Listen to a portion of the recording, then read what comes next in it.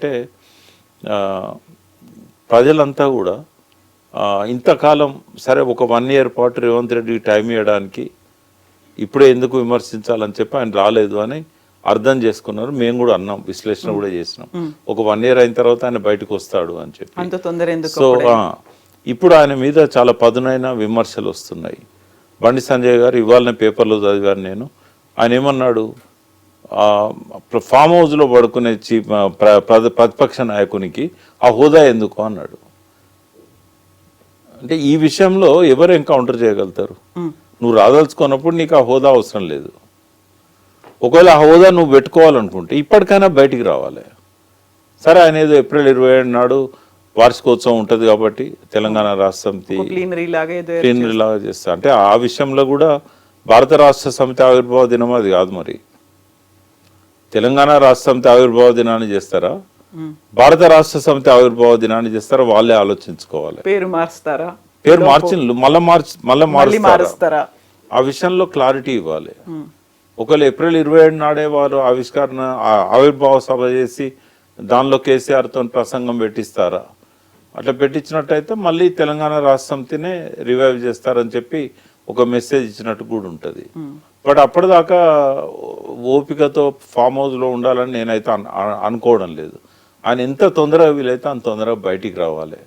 జరుగుతున్న వాటి మీద ఆయన అసెంబ్లీలో కూర్చోడా అనే దానికంటే కూడా మీడియా ముందుకు రావాలి, ప్రజల ముందుకు రావాలి.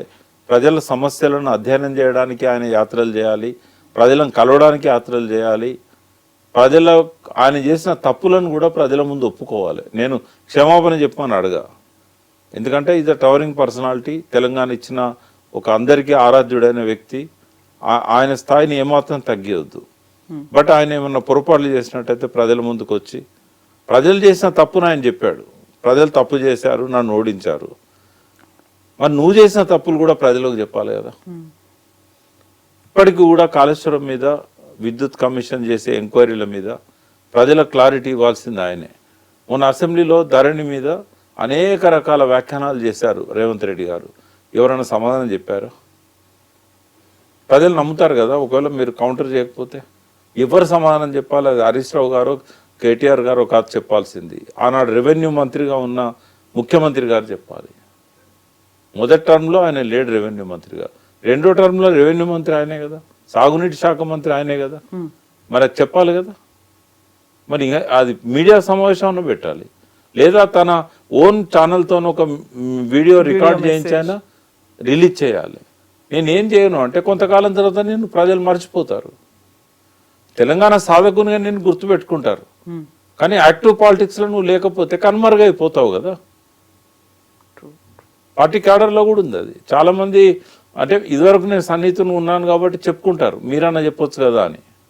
నేనేం చెప్పినా మీడియా ద్వారానే చెప్పదలుచుకున్నాను, ఎందుకంటే నాకు కూడా అక్కడ అవకాశం లేదు. ఎంట్రీ లేదా అసలు? వారు పిలిస్తే నేను పోతా అని చెప్పాను. వారు ఒకసారి రమ్మన్నారు, ఆ టైంలో ఎందుకో హరీష్ రావు గారితో కలిసి రమ్మన్నారు, ఆయన కుదరలేదు. మళ్ళీ నన్ను ఎప్పుడు వాళ్ళు పిలవలేదు. పిలిస్తే నేను మాట్లాడతాను. ఆయన ఇంకోటి ఏంటంటే ఆయనకు సలహా ఎవరు ఇవ్వాల్సిన అవసరం లేదు, ఆయన ఆలోచించగలుగుతాడు. కానీ కమ్యూనికేషన్ ప్రాబ్లం ఇక్కడ. కింద ఏం జరుగుతుందో ఆయన దాకా పోవడం లేదు. ఎవరన్నా మీడియాలో మాట్లాడితేనే కింద ఇట్లున్నది అనేది ఆయన తెలిసే పరిస్థితి ఉన్నది. అంటే ఆయన చుట్టూన్న వాళ్ళని మార్చుకోకుండా సక్సెస్ అవుతాడని నేనైతే అనుకోవట్లేదమ్మా. ఆయన ఫెయిల్ కావడానికి ఒక మంచి విమర్శకులు, క్రిటిక్స్ తన పక్కన ఉండాలి. ఎంత గొప్ప వ్యక్తి అయినా తను కరెక్ట్గా ముందు పోవాలనుకుంటే ఒక క్రిటిక్ ఉండాలి, బలమైన క్రిటిక్ తన పక్కన ఉండాలి. నువ్వు చేసేది తప్పేమో అని చెప్పి అనుమానం వ్యక్తం చేసే వ్యక్తి ఉండాలి. అందరు నోర్లు మూసుకొని ఆయన చెప్పిందే ఎస్ బాస్ అనే విధంగా ఉన్నట్టయితే కొంతమందికి లోపల ఇక్కడ దాకా ఉన్నా కూడా బయటికి రాదు మాట. రకరకాల కారణాల వల్ల ఆ మాట గొంతు లోపలనే ఆగిపోతుంది. మరి ఆ గొంతులో నుంచి బయటికి వచ్చి చెప్పగలిగే వ్యక్తి నీకు పక్కన ఉంటే కదా నీకు ఉపయోగపడేది, ఇవన్నీ తెలిసేది. తర్వాత ఇంటెలిజెన్స్ అక్కడున్న 10 ఏళ్ళు వాళ్ళని నమ్ముకున్నాడు ఆయనే. వాళ్ళు కూడా ఒక స్టేజ్లో చెప్పకుండా అయిపోయినారు. ఏమన్నా అంటే మనల్ని తిరుగుతాడు, ఎందుకు మనకు అవసరమా అని చెప్పి. అంటే ప్రభుత్వం పోయేది కూడా వాళ్ళు చెప్పలేదు ఆయనకి. ఇంకా ఆయన ఇంటెలిజెన్స్ నమ్ముకోవాలన్నా, లేకుంటే రిటైర్డ్ అయిన ఇంటెలిజెన్స్ ఆఫీసర్లను నమ్ముకోవాలన్నా, లేకుంటే అన్నిటికీ ఎస్ అని చెప్పే తన పక్కన ఉన్న వాళ్ళని నమ్ముకోవాలన్నా? ఆయన క్యాబినెట్లో ఉన్న వాళ్ళకు కూడా ధైర్యం చాలదు ఆయనతో మాట్లాడడానికి. ఇంట్లో ఉన్న ఫ్యామిలీ మెంబర్స్ కూడా ధైర్యం చాలదు మాట్లాడడానికి. ఇప్పుడు 2025లో కేసీఆర్ విశ్వరూపం చూపిస్తారు అనే మాట కేటీఆర్ అన్నారు కొంతకాలం క్రితం, ఆల్మోస్ట్ 3-4 months బ్యాక్ అనేది. అలాంటిది ఏదైనా ఉంటుందా? లేక అంటే విశ్వరూపం అక్కర్లేదమ్మా, అంత పెద్ద మాట ఎందుకు? వచ్చి వాటి మీద కామెంట్ చేస్తే చాలు కదా. ఆయన చెప్పాల్సిన అంశాలు చాలా ఉన్నాయి, ఆయన మాత్రమే చెప్పాలి. అవినీతి ఆరోపణలు కానీ ఇవన్నిటికీ ఆయన మాత్రమే సమాధానం చెప్పాలి. ఒకనాడు దాని గురించి నేను మాట్లాడను అంటే అవతల వ్యక్తులు చెప్పేది ఎందుకు నమ్ముతారు ప్రజలు? ఇప్పుడు ధరణి నేనే అంటున్నాను, రేవంత్ రెడ్డి చెప్పిన వాటి మీద క్లారిటీ కేసీఆరే ఇవ్వాలి. ఇప్పటికి 10 రోజులు 15 రోజులు అయింది అసెంబ్లీలో ఆయన చెప్పి. ఏవో సంస్థల పేర్లు చెప్పాడు, ఏ దేశాల్లో ఉన్నాయో చెప్పాడు, ఎన్ని అవకతవకలు జరిగాయో చెప్పాడు. నేను రేవంత్ రెడ్డిని అప్రిషియేట్ చేసేది ఎక్కడ అంటే, ధరణిలో లోపాలను ధరణి అమల్లోకి వచ్చిన తర్వాత 1 సంవత్సరం లోపల రెక్టిఫై చేయాల్సిన కేసీఆర్ చేయలేదు. ఆ పని సక్సెస్ఫుల్గా చేశాడు రేవంత్ రెడ్డి. సరే, దాని అనుకున్న నెగటివ్ హిస్టరీ గురించి నేను మాట్లాడాను, నాకు తెలియదు దాని గురించి. కేసీఆర్ గారు బయటకు వచ్చి చెప్తే తప్ప రేవంత్ రెడ్డి చెప్పింది అబద్ధమా నిజమా నాకు తెలియదు. బట్ నాకు తెలిసింది ఏంది ఒక లాయర్గా అంటే, ధరణిలో అనేక లోపాలు ఉండే, ఆ లోపాలు ఎందుకు సరి చేయలేకపోయిన 2-3 సంవత్సరాలు తర్వాత ధరణి ద్వారా చాలా అవకతవకలు జరిగినాయి అనేది ఆయన ఎవిడెన్సెస్తో సహా చెప్తున్నాడు. అప్పుడు రంగారెడ్డి కలెక్టర్గా ఉన్న అమయ్ కుమార్ నా మంచి స్నేహితుడే, నా స్నేహితుని కొడుకు. బట్ ఆయనను కూడా ఈడీ విచారణ పేరుతో తీసుకుపోయింది, ఏమైంది ఎవరికి తెలియదు. మరి కొన్ని లక్షల ఎకరాల భూములు తారుమారాయని అని ఆరోపణ చేస్తున్నాడు. సిరిసిల్లలో కూడా ఆయన సర్వే నంబర్లతో సహా బయట పెడుతున్నాడు. మరి దానికి ఎవరు సమాధానం చెప్పాలి? ధరణి విషయంలో మాత్రం రేవంత్ రెడ్డి అప్పర్ హ్యాండ్ అయింది. ఇవాళ కేసీఆర్ కానీ కేటీఆర్ కానీ ఎవరు కూడా వాటికి సమాధానం చెప్పలేని పరిస్థితిలో ఉన్నారు. ఇట్లా కంటిన్యూ అయిందనుకోండి, రేవంత్ రెడ్డి తనకు ఇదివరకు ఉన్న నెగటివ్ని పోగొట్టుకోగలుగుతాడు, కేసీఆర్ తనకు లేని నెగటివ్ని తెచ్చుకోగలుగుతాడు. విశ్వరూపం అక్కర్లేదు, విషయాల మీద కామెంట్ చేస్తే చాలు. సరైన టైంలో స్పందించి తర్వాత అంతకుముందు మేమందరం ఎవ్వరం ఏమి ఇచ్చిన సలహాలు కూడా ఆయన స్వీకరిస్తలేడు.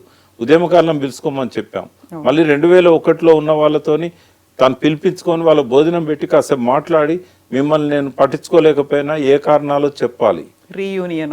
కొంతమంది అన్నట్టుగా నేనేం క్షమాపణలు చెప్పమనా, నేను మిమ్మల్ని ఈ కారణం వల్ల నేను దగ్గర తీయలేకపోయినా, ఒకవేళ అది నా పొరపాటు అయితే మళ్ళీ నేను రిపీట్ చేయను. ఏం పరాయి వాళ్ళ తెలంగాణ ఉద్యమకారులు లేకుండానే ముఖ్యమంత్రి అయిందా? ఈ విషయాల మీద ఆయన క్లారిటీ ఇవ్వాలి. ఎప్పుడో ఒకసారి తప్పదు. మళ్ళీ తన పోయిన ప్రభను తిరిగి తెచ్చుకోవాలన్నా ఉద్యమకాలను ఇగ్నోర్ చేస్తే అయితే సాధ్యం కాదు. So at the same time భవిష్యత్ మీద కూడా ఫోకస్ పెట్టాలి, తెలంగాణ మీద కూడా మళ్ళీ ఒకసారి. అంటే ఆయన ఎంత పెట్టినా స్వీయ రాజకీయ శక్తిగా ఎదిగిన పార్టీ ఇవాళ చాలా వరకు దాని కీర్తి ప్రతిష్టలు పడిపోయినాయి. ఏ స్థాయికి పోయినాయి అంటే, రాజకీయంగా ప్రతిపక్షంలో కూర్చోవలసిన స్థాయికి పోయినాయి. ఆ స్థానంలో ఉండేనా చేసిన పొరపాట్లను కరెక్ట్ చేసుకోగలిగితే, రిపీట్ చేయకుండా ఉంటే, అందరితో మెయిన్గా 52% ఉన్న బీసీలను ఇగ్నోర్ చేయకుండా వాళ్ళతో కలుపుకుపోగలిగితే, సరే పార్టీ వస్తే వస్తుంది, కానీ ఈ పార్టీలో ఉన్న బీసీలు అయితే నిరాదరణకు గురవుతున్న వాళ్ళనైతే తను దగ్గర తీయాలి కదా.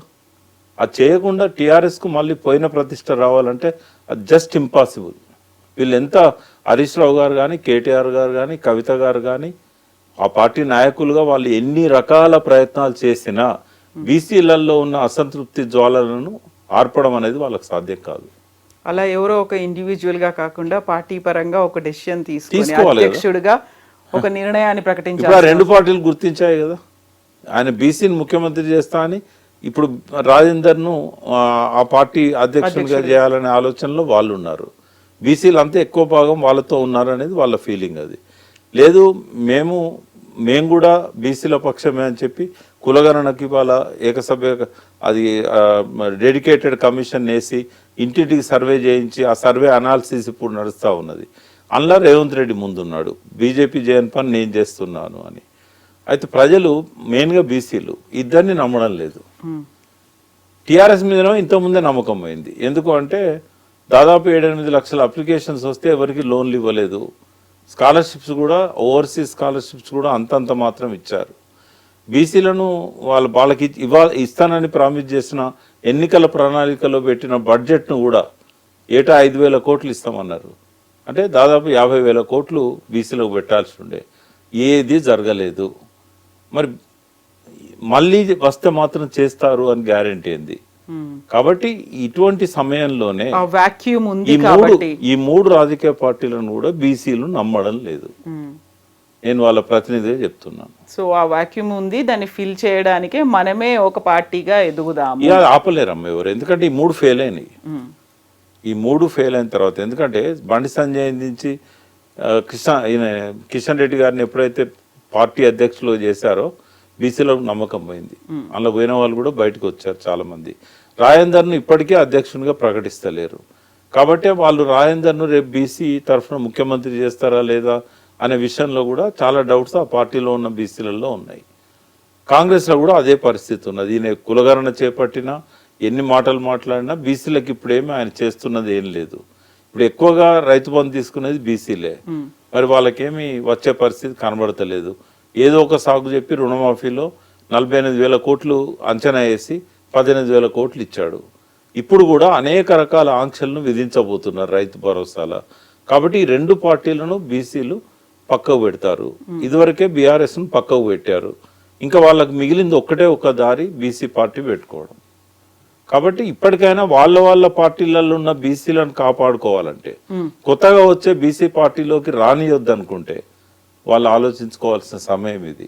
అలర్ట్ అవ్వాల్సిన సమయం